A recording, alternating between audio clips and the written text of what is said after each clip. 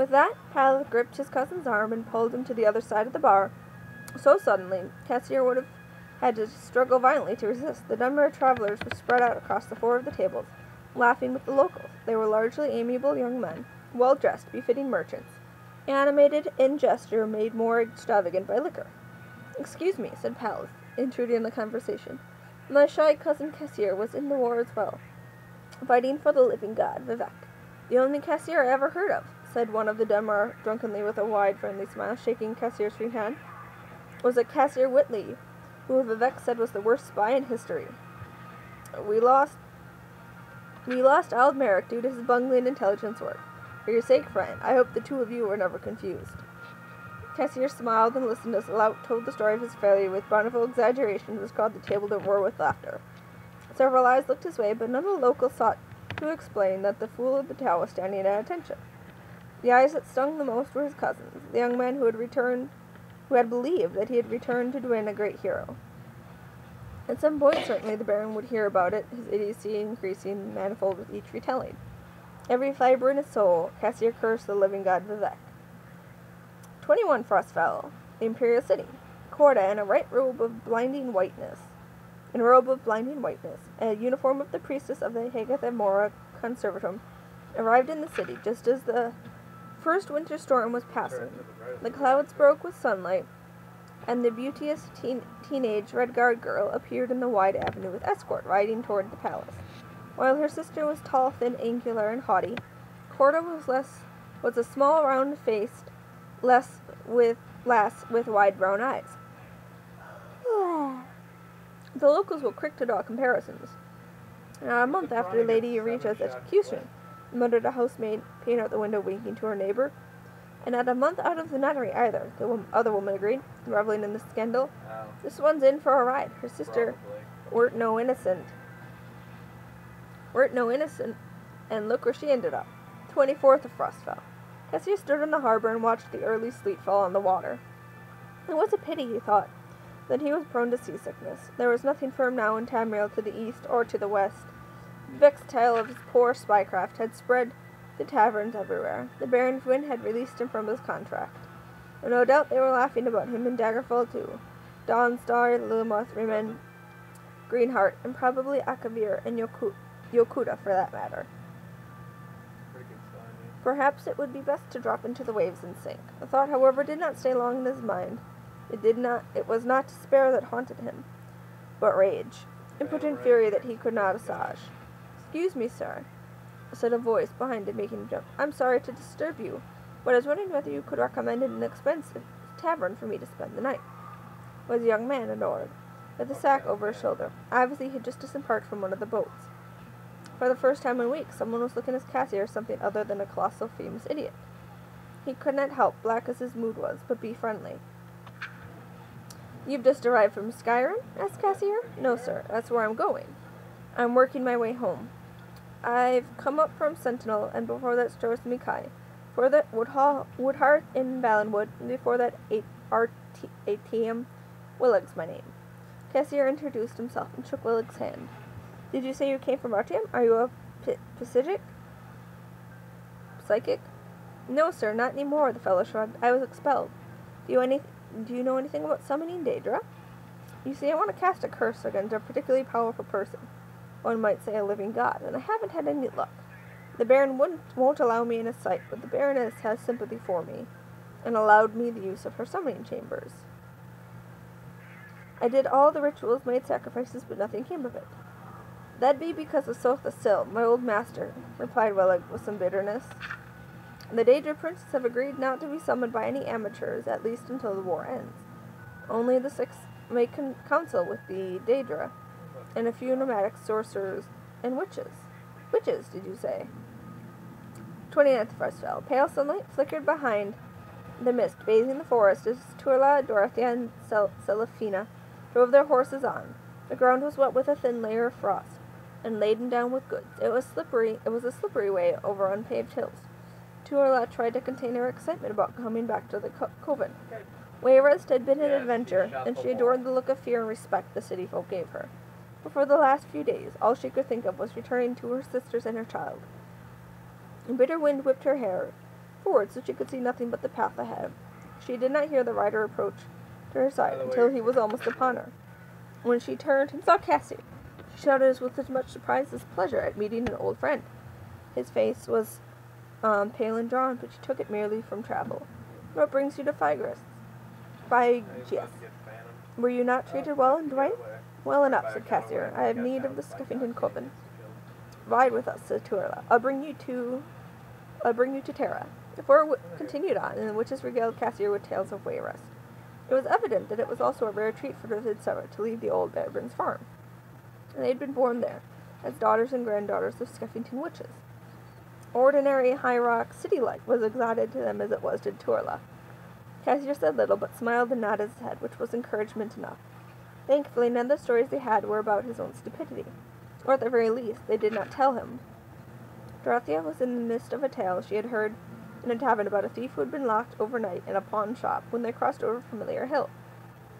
Suddenly, she halted in her story. The barn was supposed to be visible, but it was not. The other three followed her gaze, and a moment later they rode as fast as they could to what was once the site of the Skeffington Coven. The fire had long since burned out. Nothing but ashes, skeletons, and broken weaponry remained. Cassier recognized at once the signs of an orc raid. Witches fell from their horses, racing through the remains, wailing. Selfina found a tattered, bloody piece of cloth that she recognized from Terra's cloak. She held it to her ashen face, sobbing. Turla screamed for Bosrael, but the only reply was the whistling wind through the ashes. Who did this? She cried, tears streaking down her face. I swear I'll conjure up the very flames of oblivion. What have they done with my baby? I know who did it, Cassier said quietly, dropping from his horse and walking toward her. I've seen these weapons before. I fear I met the very fiends responsible for Dwynien, but I never thought they'd find you. This is the work of assassins, hired by the Duke of Moorhold. He paused. The lie came easily, adopted and improvised. What's more, he could tell instantly that she had believed it. Her resentment over the cruelty the Duke had shown her had quieted, but never disappeared. One look at her burning eyes told her that she would summon the Daedra and wreak his and her revenge upon Morrowind, and what's more, he knew they'd listen. And listen they did, for the power that is greater than desire is rage, even rage misplaced. I'm taking this book with me.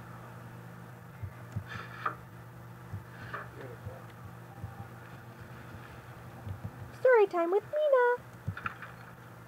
Oh, mine. I think I read the Amulet of Kings. I didn't care to read it at the time. Alright. Other rooms. There's one room.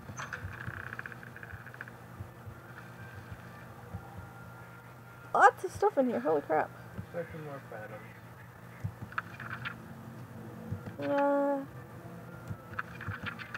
These are worth a fair few.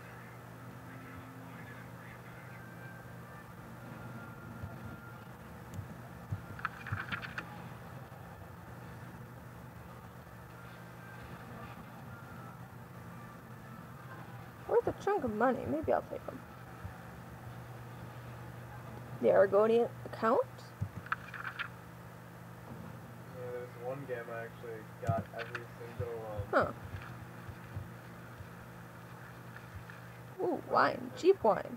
every single Lots one of of the cheap four wine. things, and I was on top of them as they spawned. And they were all in different areas. Doo-doo.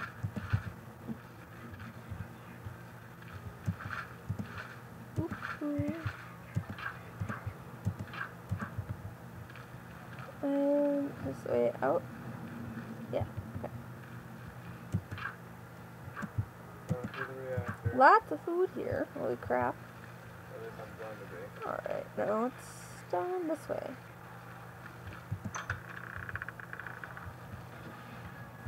Oh, good. I got a fanny in my way. 1 gold.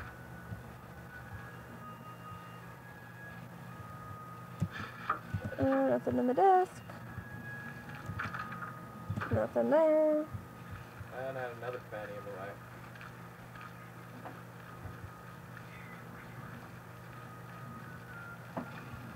Oh.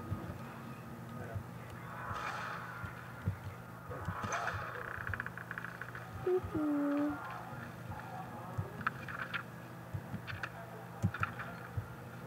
Doo-doo.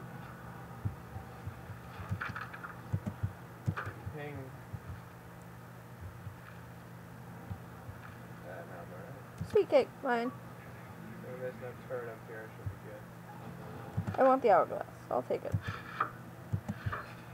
Oh, wait.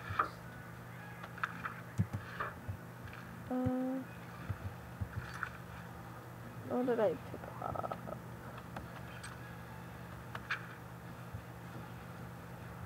Let's see.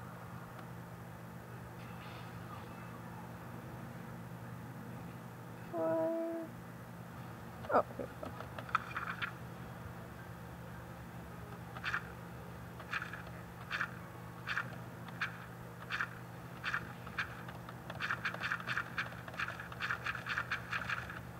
I'll do that as a bonus. I can shop for something on the side. There's a cabinet here. Okay, come on. Done. There we go. You got a 30 gallon? Well, you know what? I have fire. I could try and explode the ghosts. I don't know. Most of our teammates did it. I feel like there's something that would be down here. I don't know though. Let me drop down another save. Oh shit. Dude, fucking dragon.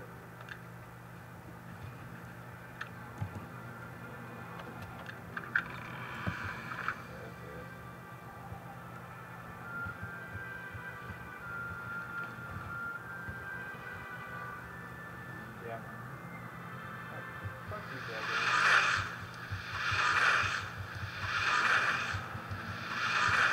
Damn it. It's not Papa. Ooh, got one. Sweet. Sanctified Dead. Trying to run and not revive. Because I think you were reviving. That and I was the farthest away, so. Holy crap.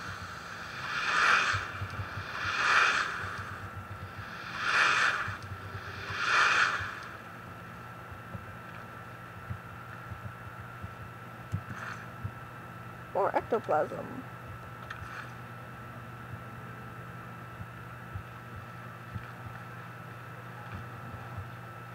Lots of dead guys here. Just let my magic recharge a bit. I'm gonna save you.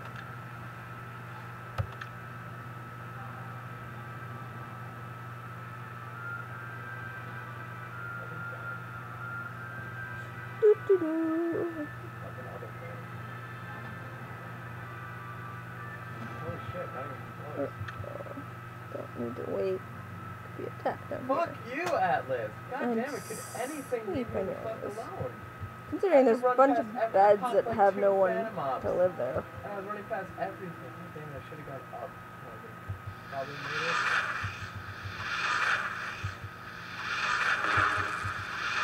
Fucking ruined. I ran past the Phantom, that had to slash me while I walked past it, and then shoot me twice. Nice. And force me to pop the Phantom off to stay alive. Then I got shot by an Atlas cannon, then shot by the Atlas, and apparently still shot by the fucking Atlas in a place where he shouldn't have even been able to hit me with that kind of precision. So, you know, what the fuck happened? That's 3 down. Not too shabby. Put something in there. So what's the challenge for this thing? Can I put something in there? With my something or So, other. like M7s, do they not count? You want a tomato? Okay. How about 2 tomatoes?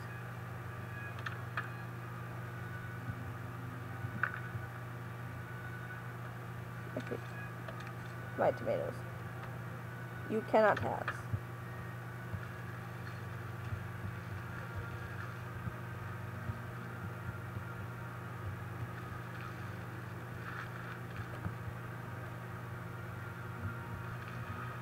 Do.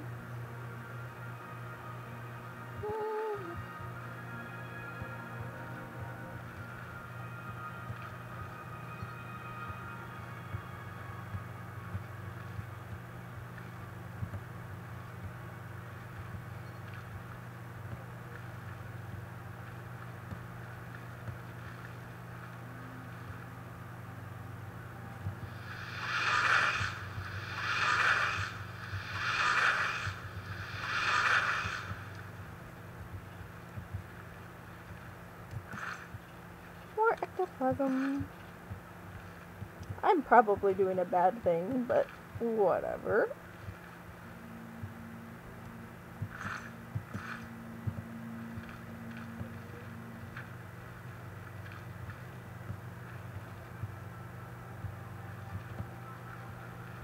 I think they're all dead anyways. Mine. Wow.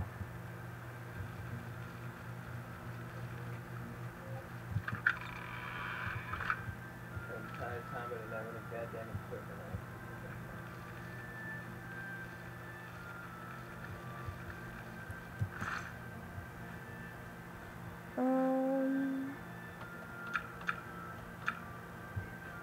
Your gold is mine.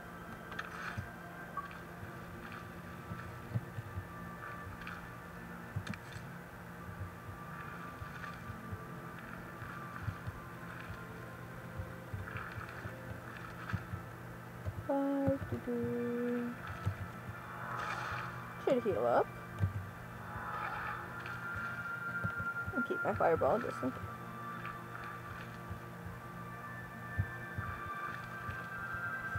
You know, for murder scene, it really wasn't too bad. Made me think of Law and Order, though. Dun dun dun dun dun dun. What is it now? Duty calls. That is a duty. Sure. Go down the... Good day. Alright. I have officially looted everything.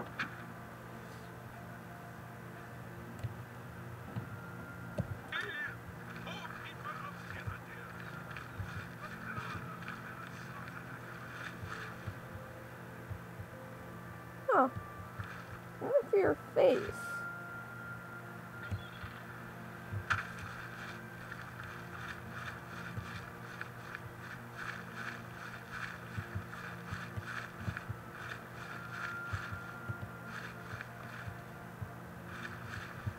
Alright.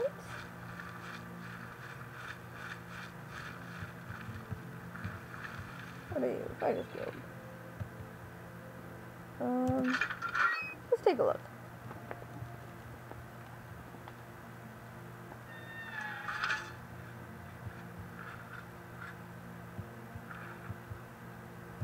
Go ahead, please. What? Go to it. Hello there. Rano. I'm Anvil's advanced trainer in blade weapons. Woo. The prophet speaks true. You should listen to him preach. You too. How do you do? Victus, Fighters Guild. Well, hello. I think we're in for some hard times. The death of Uriel Sep. The death of Patrick Stewart. Farewell. Refer to him by his right name. Oh, wow. I think I've been playing for 2-ish hours now. Alright. I think I'm gonna have to call it there for now. Let's drop down a save.